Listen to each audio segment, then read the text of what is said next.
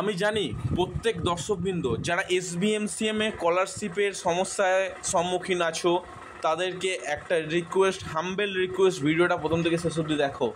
তোমাদের স্কলারশিপের অ্যামাউন্ট তোমাদের ব্যাঙ্ক অ্যাকাউন্টে ঢোকানোর দায়িত্ব আমি নিলাম। হ্যাঁ, তুমি ঠিকই শুনেছো। তার আগে তোমাদের ফার্স্টে একটা কাজ করতে হবে। সেই কাজটা হচ্ছে এসবিএমসিএম পোর্টালে ফার্স্টে কী করবে, স্বামী বিবেকানন্দ স্কলারশিপ বলে সার্চ করবে বা এসবিএমসিএম স্কলারশিপ বলে সার্চ করবে। তারপর পোর্টাল এখানে ক্লিক করবে। ক্লিক করে একটু অপেক্ষা করে যাবে। সিম্পলি এখানে অ্যাপ্লিকেশান লগ ইন অপশানটা আছে, তোমরা সকলেই দেখতে পাচ্ছ, ঠিক আছে। এই অ্যাপ্লিকেশান লগ ইন অপশানে ক্লিক করবে। ক্লিক করে তোমার অ্যাপ্লিকেশান আইডি, পাসওয়ার্ড এবং ক্যাপচার কোড দিয়ে তোমার ভেতরে ঢুকে পড়বে এবং স্ট্যাটাস বারটা দেখবে যেখানে কী লেখা আছে, submitted forward by HY, approve নাকি sanction, scholarship amount disburse yet, নাকি তোমার কাছে ক্লেম মেসেজ এসছে। প্রত্যেকটা বিষয় নিয়ে তোমাদের আজকে ভিডিও করব। তোমাদের কী কী বিষয় নিয়ে রিজেকশন হতে পারে সেটা বলবো, তোমাদের কী কী প্রবলেম সলভ করতে হবে সেটা বলবো, তোমাদের কী কী প্রবলেম হচ্ছে সেটা বলবো।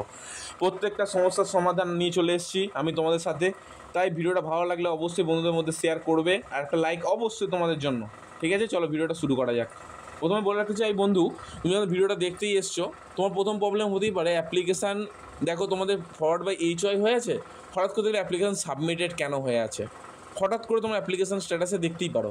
দেখো এটা অনেক সময় কী হয়েছে, সার্ভারের প্রবলেম হতে পারে, বা এটা অনেক সময় প্রবলেমটা হচ্ছে কীরকম জানো, সার্ভার প্রবলেম হওয়ার পরে এসবিএমসিএম স্কলারশিপ পোর্টাল থেকে কিছু ভুলবশত কিছু প্রবলেম করে ফেলছে, সেই কারণে স্কলারশিপের স্ট্যাটাসটা আবারও সাবমিটেড দেখাচ্ছে। কিছু কিছু স্টুডেন্টের ঠিক হয়ে যাচ্ছে, অ্যাপ্লিকেশান সাবমিটেড থেকে ফরওয়ার্ড বাই HY আবার ঠিক হয়ে যাচ্ছে, আবার কিছু কিছু স্টুডেন্টের সমস্যার মধ্যেই পড়ে থাকতে হচ্ছে। সেই জন্য আমি বলবো, যদি তোমাদের সাবমিটেড আবার দেখায়, তোমার ডকুমেন্ট নিয়ে কলেজের সাথে যোগাযোগ করো, ইউনিভার্সিটির সাথে যোগাযোগ করো, ঠিক আছে। তোমাদের সমস্যার সমাধান, বা স্কুলের সাথে যোগাযোগ করো, তোমাদের সমস্যার সমাধান করে দেবে। Second problem, forward by HY হয়ে আছে অনেক দিন থেকে। আমি এখন কী করবো, তোমার একটাই কাজ, অপেক্ষা করা। আর একটা কাজ করা, সকালবেলা একবার, সন্ধ্যেবেলা একবার চেক করা অ্যাপ্লিকেশান স্ট্যাটাসটা। যদি তুমি চেক করো, আশা করি তোমাদের স্ট্যাটাসের পরিবর্তন ঘটবে এবং টাকা খুব তাড়াতাড়ি পাবে। কারণ দেখো HY মানে হচ্ছে এখনও তোমার দুটো স্টেপ বাকি থাকবে, দুটো স্টেপ কমপ্লিট হয়ে গেলে তোমার টাকা ঢুকে যাবে ব্যাঙ্ক অ্যাকাউন্টে। আর এখন তোমাদের নিশ্চিত করে বলছি তোমাদের ব্যাঙ্ক অ্যাকাউন্টে টাকা ঢুকে যাবে। এই কারণেই বলতে পারছি, কারণ হচ্ছে তোমাদের সম্পূর্ণরূপে ফান্ড অ্যাভেলেবেল হয়ে গেছে, টাকা খুব তাড়াতাড়ি পেয়ে যাবে। এরপরটা দেখো, অ্যাপ্লিকেশান অ্যাপ্রুভ। দাদা আমি কবে, বা স্যার আমি কবে টাকা পাবো? অ্যাপ্লিকেশান অ্যাপ্রুভ মানে হচ্ছে তোমার টাকা খুব তাড়াতাড়ি ব্যাঙ্ক অ্যাকাউন্টে ঢুকতে চলেছে। তুমি ঠিকই শুনে নিয়েছো, কিন্তু তোমাদের টাকা খুব তাড়াতাড়ি ব্যাঙ্ক অ্যাকাউন্টে ঢুকবে কীভাবে?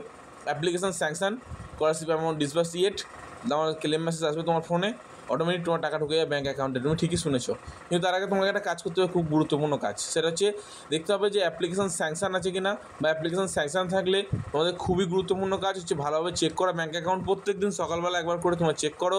তোমার যদি ফোনপে, গুগল পে যদি থেকে থাকে, সেই অ্যাকাউন্টে তুমি চেক করো, ব্যালেন্স দেখো। তুমি কিন্তু চেষ্টা করো, দেখবে খুব তাড়াতাড়ি তোমাদের কিন্তু টাকা ঢুকে গেছে। আশা করি তোমাদের টাকা খুব তাড়াতাড়ি ঢুকে যাবে। কেন দেখো, স্কলারশিপ ডিপার্টমেন্ট থেকে আমি ফোন করেছিলাম, তাদের সাথে কথা বললাম, তারা বলছে দেখো টাকা আমরা ছেড়ে দিয়েছি, ব্যাঙ্ক অ্যাকাউন্ট প্রবলেম হচ্ছে, ক্লেম মেসেজের প্রবলেম হচ্ছে, বিভিন্ন ধরনের প্রবলেম হতে পারে। এবার যারা রিজেক্ট হয়ে যায় তারা কী করবে, দেখো রিজেক্ট হয়ে যাওয়ার পর রেক্টিফিকেশন অপশান দিলে তোমাদের খুব ভালো কথা। যদি না অপশান দিয়ে থাকে, 15 থেকে 20 দিন অপেক্ষা করো, নতুন করে অ্যাপ্লিকেশন করার অপশান দেবে। আর যারা হচ্ছে এসবিএমসিএম স্কলারশিপে ভিডিও ইনকাম সার্টিফিকেট নিয়ে সমস্যা আছে, তাদের একটাই কথা বলবো, এসবিএমসিএম পোর্টালে যাও, গিয়ে ইনকাম সার্টিফিকেটটা ডাউনলোড করো, ফিল আপ করো, এবং আমাদের বিডিও অফিসার বা জয়েন্ট বিডিও বা যে কোনো গ্রেডেড অফিসারকে দিয়ে সাইন করাও এবং সেটা আপলোড করো। এবং যাদের ইয়ার গ্যাপ আছে তাদের বলবো, ইয়ার গ্যাপ সার্টিফিকেটটা অবশ্যই কিন্তু HODর কাছ থেকে সাইন করিয়ে আপলোড করবে।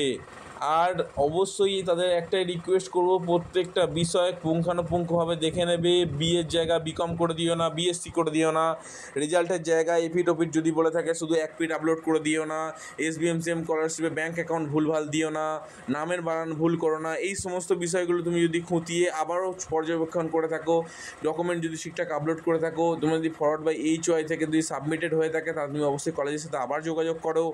আমি তোমাদের একটাই রিকোয়েস্ট করবো, আর প্রত্যেকটা ডকুমেন্ট ঠিকঠাক মতো করে চেক করে নাও। তোমাদের কী কী ডকুমেন্ট লাগবে সরাসরি আমি বলে দিচ্ছি, প্রত্যেকটা জায়গায় জন্য আলাদা, কিন্তু তাও বলে দিচ্ছি কী কী ডকুমেন্ট লাগতে পারে। দেখো, একটা আধার কার্ড অবশ্যই লাগে, ব্যাঙ্ক অ্যাকাউন্ট ডিটেলস অবশ্যই লাগে, ইনকাম সার্টিফিকেটটা অবশ্যই ম্যান্ডেটরি, আর হচ্ছে যে পেমেন্ট স্লিপটা যেখানে তুমি ভর্তি হচ্ছে সেটা অবশ্যই ম্যান্ডেটরি। আরও কিছু বিষয় ম্যান্ডেটরি লাগে, সেগুলো তোমাদের আমি জানিয়ে দেবো, ঠিক আছে। কিছু কিছু ক্ষেত্রে লাগে, কিছু কিছু ক্ষেত্রে লাগে না। ওকে, চলো পরের ভিডিও দেখা হচ্ছে। সুস্থ থেকে ভালো থেকো, ধন্যবাদ, জয় হিন্দ, ভারত মাতা।